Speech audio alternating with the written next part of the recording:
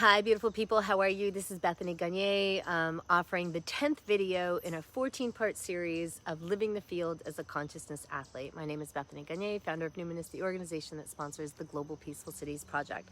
So this whole series is about recognizing that we are larger than our physical nature, that there is a portion of our mind that is non-local, and when we employ the non-local aspect of our mind, we have greater resources to fund better outcomes in our lives, right? You could traditionally call this law of attraction, but we're expanding that idea that it's not just your thoughts, it's your energy and your way of being that is actually your relationship to the field. So this episode and tomorrow's will be about, well, what happens when your intentions don't manifest? What's happening there, okay? And this is a 2-part series, and today I'll take care of the lighter part, and then tomorrow we'll talk about what that leads to is the bigger picture of why all of us are here, okay? So that's a bigger story that we're gonna do tomorrow. But first of all, let's talk about this. So usually when I say to people, if you use skills, or if you're working with me and you're working as a consciousness athlete, which essentially means that you are coming into command of your nervous system, you've been cleansing your energy field, you've been learning how to expand your consciousness, you're also making the body transparent to the mind. Like, there are these 6 skills part of being a consciousness athlete.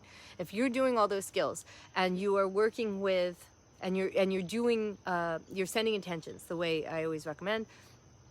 And that would be for the highest and best for all, right? So if you're doing all that, I'm going to tell you that 9 times out of 10, things will go beautifully. 9 times out of 10, things will definitely unfold, especially if you have dread going on or you're worried about something. 9 times out of things will go better than you expected, okay? That being said, there's the 10th time when things don't go as expected. And I'm going to walk you through that. So what happens is, because you've been putting out the highest and best, because you've been calibrating yourself, you know that you're only bringing your best game to the table, there's a couple things that happen. One is there's a deep peace when on that 10th time, when things are not rolling in your way.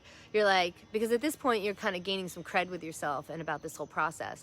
And you're like, well, I know all I've done is ask for the highest and best for all concerned. So if there's a big hot mess in front of me, then that big or hot mess is like ordained. Like there's something good about what's happening with the big hot mess.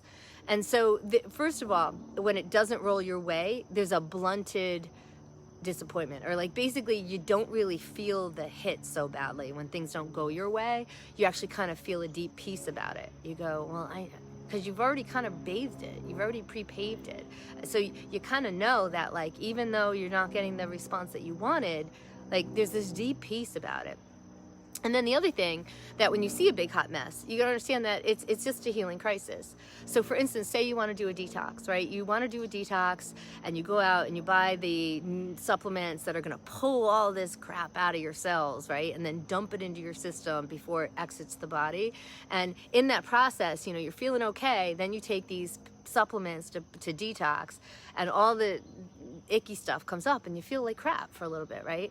And then your body gets rid of those, and then you up level at a better place than you were before you tried the detox. Okay, do you understand? So the same idea with situations in our lives. Like if you're intending for this grander thing, well, the universe is like, well, in order for you to have that grander thing, you know, you need to get calibrated to it. And this needs to come up and out before you can possibly go over there. You got to do some cleansing here. So things that are inharmonious with the larger picture need to be up and cleansed. So there's this deep peace when you see a deep hot mess, right? And you really, like, I just been having fun with this one situation, and it's a big complex. I used to say, God, I'm so simple. Why do I get these complex situations all the time? And but now I just laughed at myself, because I'm like, wow, I've really learned how to manage these. So like, there's this big complex situation going on, and I'm kind of totally enjoying how, by just deep honoring, being really present, and how it's rolling into like a solution that, anyways, it was better than I would have imagined.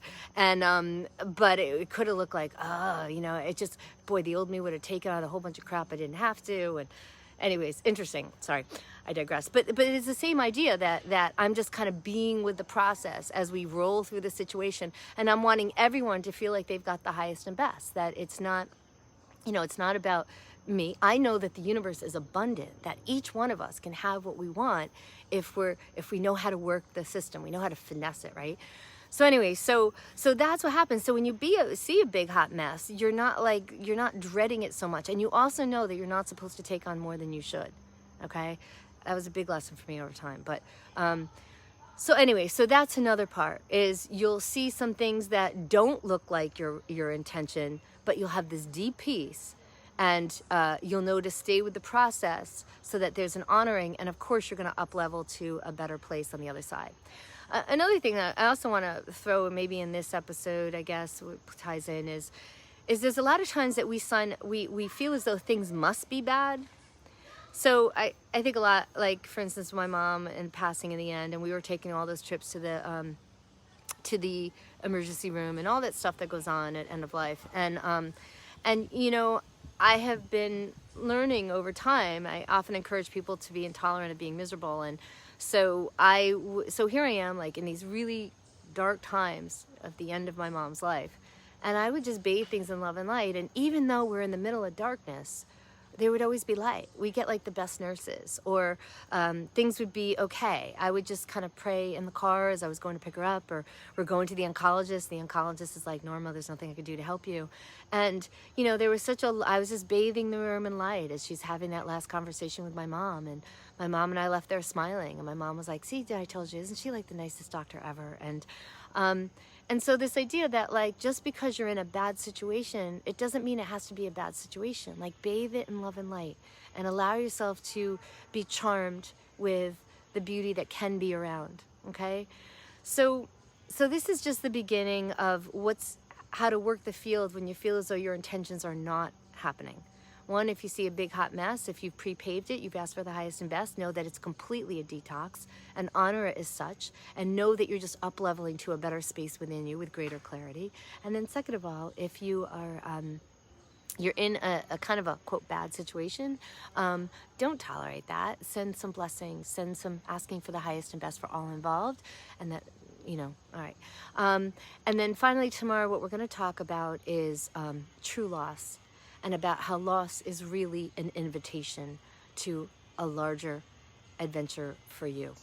And how loss actually is an opportunity for us to up-level, okay? If we know how to work with it right. And so we'll talk about what happens is if you're trying to intend for long periods of time and you feel as though you're not seeing your intentions manifest, okay? So we'll talk about that tomorrow. But all right, today, what I'd like you to do is be intolerant of feeling miserable. Anytime there's something that feels a little, you know, a little tight, a little congested, just send some love and light to all the people in the room, send blessings, and let go for a little bit and see where you can be called to lift the situation and allow yourself to feel a deep peace in the middle of uncertainty and chaos. All right, thank you so much. Take care. Bye-bye.